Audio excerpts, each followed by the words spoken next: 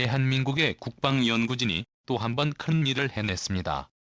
한국산 2세대급의 의사레이더즈라 관련 소자에 대해 록히드 마틴에서도 한국산 레이더의 기술력에 관심을 보이고 있으며 협력까지 준비하고 있는데요. 이처럼 국방과학연구소가 2세대지라 갈륨 증폭 소자의 양산 공정 기술을 국내 기술력으로 확보하는 데 비로소 성공했다는 기쁜 소식입니다. 차세대 진화 관련 소자는 미국이 6세대 전투기에 적용하려는 레이더 소자이며 소수의 국가만이 제작할 수 있었습니다. 그래서 몇몇 군사 전문가들은 차세대 진화 갈륨을 만들 수 없는 한국의 KF-22 전투기에 관해 뚜렷한 기술적 향상을 이룩할 수 없다고 과소평가를 했는데요.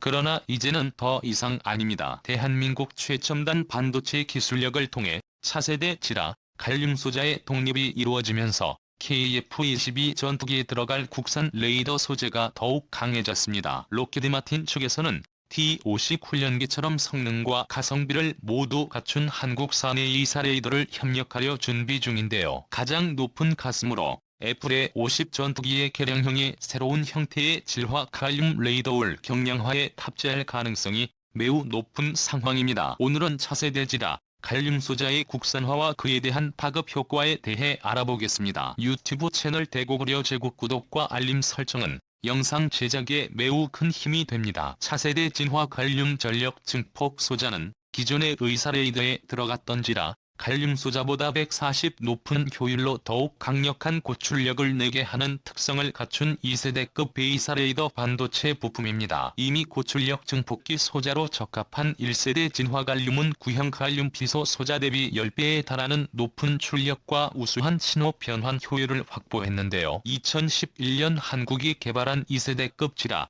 갈륨은 1세대급 즈버 갈륨 대비해 140 이상의 효율을 보여줍니다. 그러므로 이제 한국은 갈륨 비소와 비교할 수 없을 정도로 초격차 수준의 뛰어난 레이더 기술력을 갖추게 된 것입니다. 특히 2세대급 진화 갈륨은 단시간 내에 고강도의 에너지를 발산하는 레이더를 비롯해 첨단 무기체계의 성능을 더욱 강화시켜주는데요. 차세대 지라 갈륨 전력 증폭 소자는 능동전자주사식 위상 배열 A4 레이더에서 압도적인 성능을 기록했으며 항공장비에도 장착되는 부품으로 높은 출력의 전력량을 안정적으로 가동하는 데 가장 중요한 역할을 담당합니다. 이번에 국방과학연구소가 개발한 2세대급 7억 갈륨 전력 증폭 소자는 미국과 유럽연합 등 군사 반도체 개발에 능숙한 극소수의 기업에서 모든 연구진을 통합해 개발이 이루어지고 있었는데요. 이러한 차세대 진화 관련 소자를 유럽연합 전체보다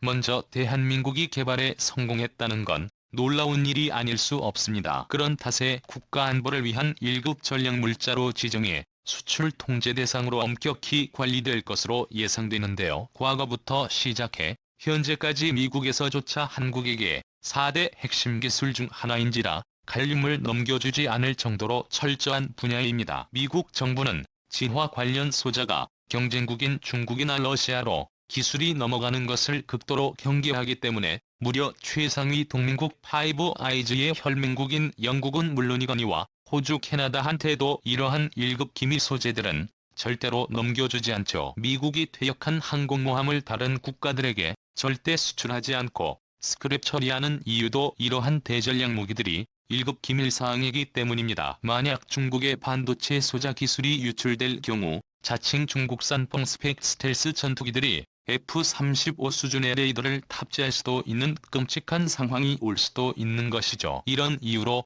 한국은 레이더 소자를 개발하는데 미국에게 단 1%의 도움도 받지 못하였으며 차세대 지라 갈륨 소재 개발을 위한 국내 방산 연구 개발에도 제한이 잇따랐습니다. 하지만 이제는 절대 아닙니다. 차세대 진화 갈륨에 대한 국산 생산이 가능해지면서 KF-21 레이더 체계 성능 강화가 한층 더 탄력을 받을 것으로 기대되는데요.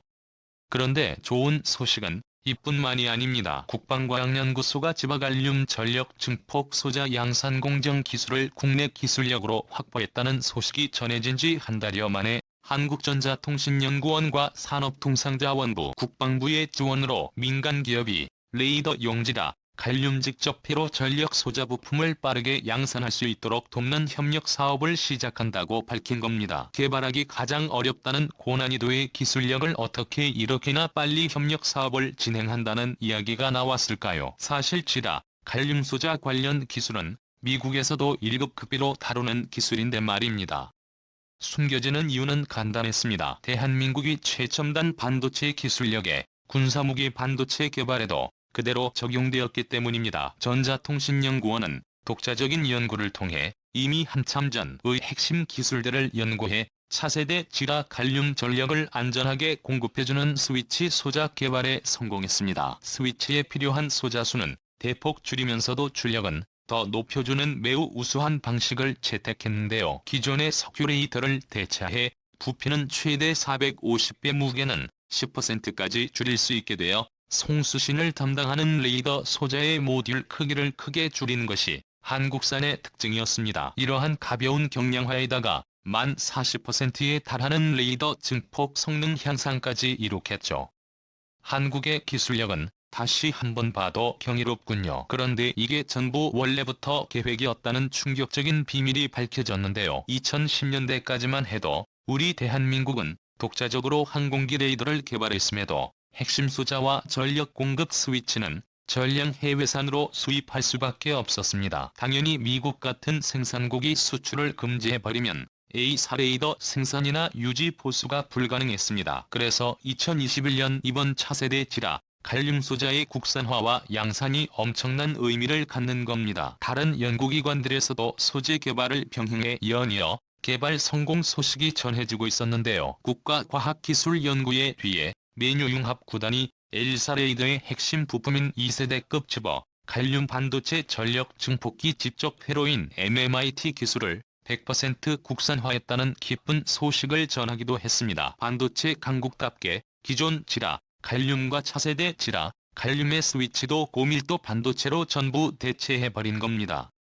이 모든 게 2021년에 일어난 일이죠. 가장 자랑스러운 점은 국산 반도체 기술로 설계부터 개발까지 모두 한국이 독자적으로 이뤄냈다는 점입니다. 최신형 전투기와 수상함에 장착되는 A사 레이더는 신속하고 정확하게 대상 물체까지의 거리나 위치 모습을 탐지할 수 있어 전투기의 눈이자 두뇌입니다. 레이더 앞부분에 부착된 수천 개의 송수신 모듈이 각기 다른 역할을 진행할 수 있어 최근 레이더는 진공관용 증폭기 방식에서 반도체용 전력 증폭기 방식으로 변경되는 추세에 있습니다. 따라서 세계 각국은 전력 증폭이 직접 회로를 반도체 전력 증폭기로 대체하는 데 사활을 걸고 있는 상황인데요. 이런 상황에서 대한민국이 순수 독자 기술로 반도체 전력 증폭기 개발을 성공하자마자 양산까지 하는 위협을 이뤄낸 것입니다. 록히드 마틴 역시 과거 T-50 훈련기와 협업한 것처럼 미들급 전투기 분야에서 가성비와 성능을 모두 갖춘 한국형 레이더 장착을 주목하고 있죠. 애플의 1호10 전투기의 개량형으로 탑재할 가능성이 매우 높은 상황입니다. 이제 더 이상 한국은 일본인들의 반도체 수출 규제의 51%도 겁먹을 필요가 없게 된 것이고, 일본 정부 따위가 과거에 있었던 것처럼 반도체로 우리를 위협할 수 없게 됐다는 뜻이죠. 이번에 생산된 소재는 KF-21 A사 레이더의 성능 개량화와 군사용 제품 선박 위성 통신 레이더 및 탐색기의 성능 향상에 쓰이며 우리 방위산업 발전에 매우 큰 도움이 될 것입니다. 대한민국의 장거리 대공 미사일인 천공에도 지뢰 갈륨으로 인해 성능 향상의 수준을 보이게 될 것인데요. 그동안 틈만 나면 갈륨 비서로 우리를 조롱하던 일본 따위는 개발할 수조차 없는 첨단 영역인 2세돌급 진화 관련 개발에 성공했다는 소식이 2021년 우리나라를 들뜨게 만드는군요. 대한민국의 영원한 자주국방을 위하여 이 엄청난 기술을 우리나라가 백국산 독자적인 기술로만 이룩하게 된 것입니다. 이 동영상은 유튜브 채널 대고구려 제국에서 제작하여 게시하는군요. 끝까지 시청해주셔서 감사합니다. 다음 영상에서 만나요.